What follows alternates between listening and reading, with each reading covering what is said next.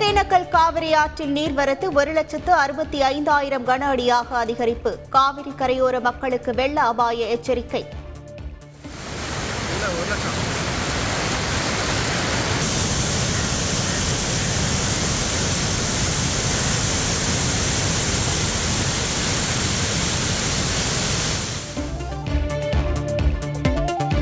மேட்டூர் அணையின் நீர்மட்டம் 109 அடியை தாண்டியது.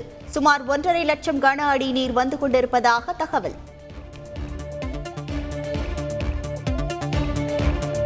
விடுமுறையொட்டி குற்றாலத்தில் குவிந்த சுற்றுலா பயணிகள். மெயின் அருவியில் திடீரென நீர்வரத்து அதிகரித்ததால் சுற்றுலா பயணிகள் குளிக்க தடை. ஐந்தருவியின் பார்க்கிங் பகுதி வரை நீண்ட வரிசையில் காத்திருந்து குளிக்கும் சுற்றுலா பயணிகள்.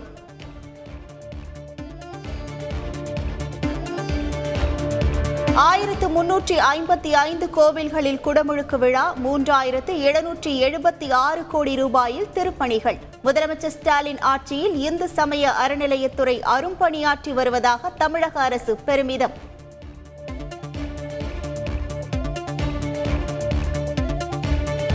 மத்திய கூட்டணி ஆட்சியில் திமுக இருந்தபோது எவ்வளவு நிதி தமிழகத்திற்கு வந்தது?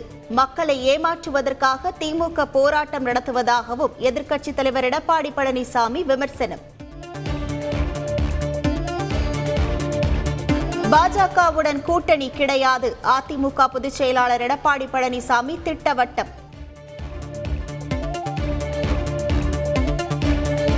எதிர்க்கட்சிகளின் குரலை பாஜக அடக்க நினைப்பதாக முன்னாள் மத்திய அமைச்சர் ப. சிதம்பரம் குற்றச்சாட்டு.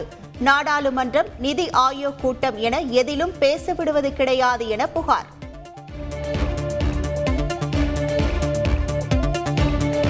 மாஞ்சோலை தேயிலை தோட்ட தொழிலாளர்களுக்கு அரசு சார்பில் அனைத்து உதவிகளும் செய்து தரப்படும். நெல்லை மாவட்ட பொறுப்பு அமைச்சரும் நிதி அமைச்சருமான தங்கம் தென்னரசு அறிவிப்பு.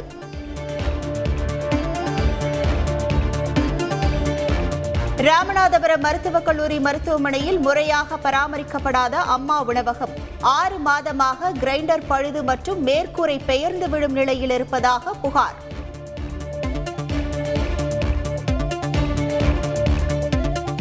முதியவர் மீது தாக்குதல் நடத்தி அவரது மாற்றுத்திறனாளி மகளுக்கு பாலியல் தொல்லை கொடுத்ததாக புகார்.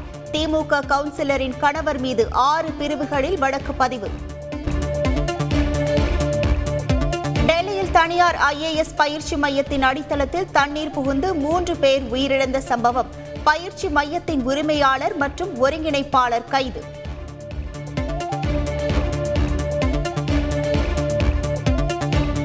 டெல்லியில் தனியார் IAS பயிற்சி மையத்தின் அடித்தளத்தில் தண்ணீர் புகுந்து 3 பேர் உயிரிழந்த சம்பவம். மாநகராட்சியை கண்டித்து மாணவர்கள் ஆர்ப்பாட்டம்.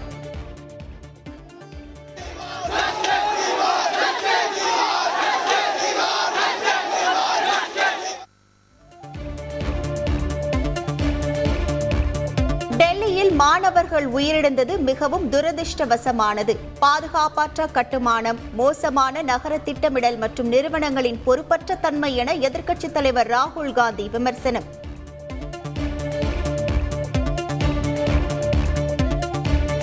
போதைப் பொருளுக்கு எதிரான நடவடிக்கைக்கு மானஸ் ஹெல்ப்லைன்.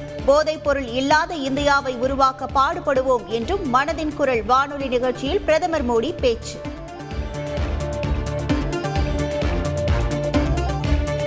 நாளை பொறியியல் பொதுப்பிரிவு கலந்தாய்வு தொடக்கம். இணைய வழியில் மாணவர்கள் கலந்தாய்வில் பங்கேற்க ஏற்பாடு. ஆம்ஸ்ட்ராங் கொலை வழக்கில் மேலும் 3 பேரை கைது செய்த போலீசார். முகிலன், அப்பு, நூர் விஜய் ஆகிய 3 பேர் கைது. நாட்டு வெடிகுண்டு சப்ளை செய்தவர்கள் என போலீசார் தகவல்.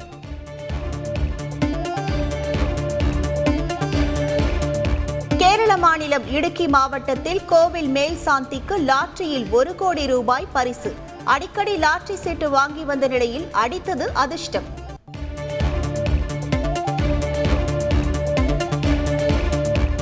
அதிபர் வேட்பாளராக மீண்டும் மஹிந்த ராஜபக்ச. இலங்கை அரசியலில் பரபரப்பு. நாளை வெளியாக உள்ள அறிவிப்பு.